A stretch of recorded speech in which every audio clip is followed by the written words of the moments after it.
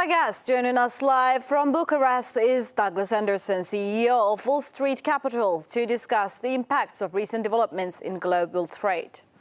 Douglas, thank you so much for sparing your time and joining us here on A News. Thank you so much. I hope you had a good Bayram. Thank you so much for that. It still continues, actually. So the Bayram is here, but also we have so much to talk about the global trade. So let's start with that. The US President Donald Trump recently announced sweeping reciprocal tariffs in response to the retaliatory measures from the global trading partners. So how do you think this move will impact global trade relations? And do you believe it could lead to a full-scale trade war? You know, I don't think it's going to lead to a real full-scale trade war. And the reason why is, you know, the world's changed. The supply chains and markets have focused down so that it's easier for other parts of the world to fill in holes. And the large trading partners are not going to tolerate a prolonged conflict with tariff wars because they could lose those customers, and they can't afford to do that. Take a look at what happened during the pandemic with China.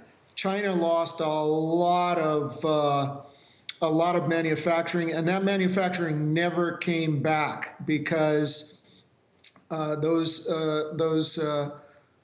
customers, those clients realized, hey, we're too dependent on these guys, and so I think that they're going to be very, very careful not to prolong this situation, and probably try and negotiate their way out of it. And following up on the previous question then, how can Turkey leverage these global trade tensions and the US's tariffs strategy to its advantage in the current economic climate?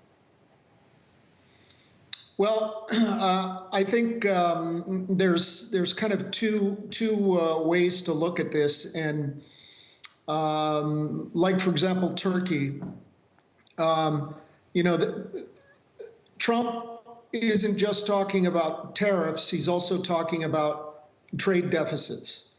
And when these countries have huge trade deficits and they're implying tariffs, then Trump is pushing back and saying, hey, wait a minute, you know, we need to get some equalization here. When you look at Turkey, Turkey's got a 75% trade in the opposite direction. So they're importing 75% more than what they're exporting to the US. So I think they're standing on very strong ground to say, hey, we're a good customer of yours. We're interested in opening more to your market. And along those lines, right now, Turkey is exporting textiles, steel, auto parts, agriculture, goods, and this is going to be very interesting, kind of a fine line, because 50% of the cars that are sold in the U.S. are just direct imported. 25% of the cars that are sold in the U.S. are basically assembled there. So the parts are brought in and then they're assembled there. And Turkey's a large part of that. And then about 25% are made in the U.S. So Trump looks at that not only as something that needs to be addressed trade-wise, but also from a national security point of view. You know, if something happened, we would need to be able to make vehicles. And but at the same time, Turkey is standing on good ground in that they're a good customer of the United States, respectively.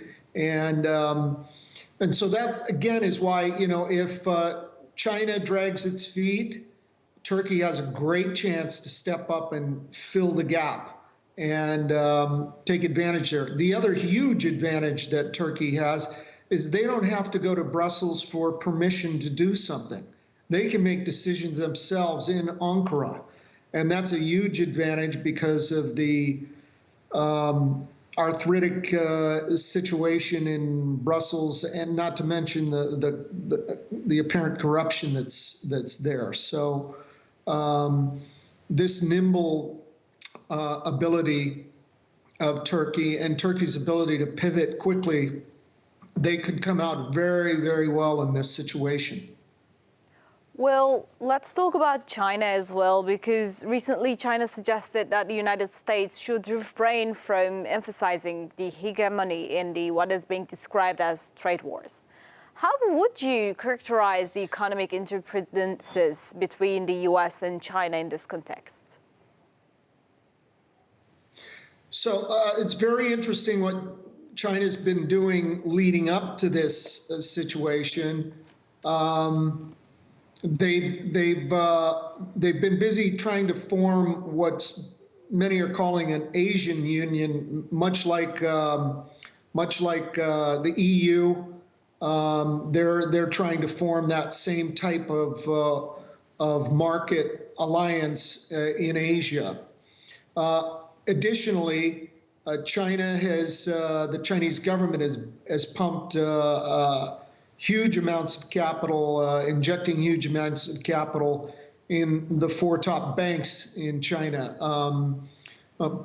enhancing the liquidity so that presumably, hopefully, they'll loan to domestic clients and spur more growth in manufacturing, et cetera. The U.S. is looking at that. And of course, there's a huge trade deficit again. But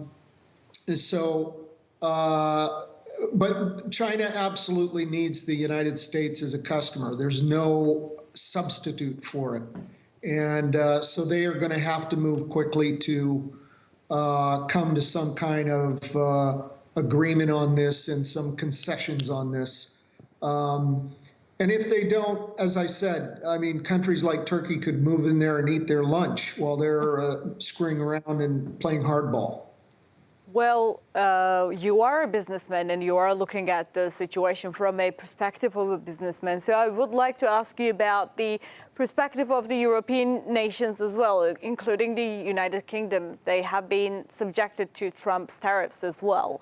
Which key sectors are mostly affected by these tariffs? And what would you say about the differences between the tariffs on China, tariffs on Europe, tariffs on Mexico, and as such, the tariffs of Canada as well? So when we look at all of these, do you have any distinct differences between those tariffs, or is it just all the same for every country? No. As I said, I mean, I think he's looking at the trade imbalances, and he's looking at how the U.S. is treated in their country. And what the reciprocity is. Right now, for every one car that's sold in Europe, 8 are sold in the EU. We take 8 of their cars, they buy 1 of ours. And so that seems like a pretty significant imbalance that Trump pays attention to. Canada and Mexico are the largest trading partners of the U.S. And in the case of Canada, it's very much one-sided. We pay for a lion's share of defense and subsidize quite a bit of their quality of living in terms of health care and drug prices and things like that. And in return, we're suffering significant trade barriers and tariffs in a lot of their products, dairy and lumber and things like that. of which we could fairly easily domestically compensate for ourselves. So again,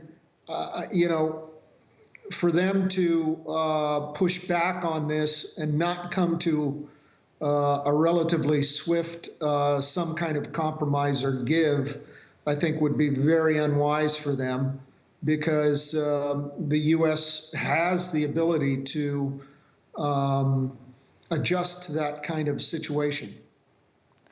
Well, Douglas, thank you so much for joining us and sparing your time to answer our questions. Çok teşekkür ederim.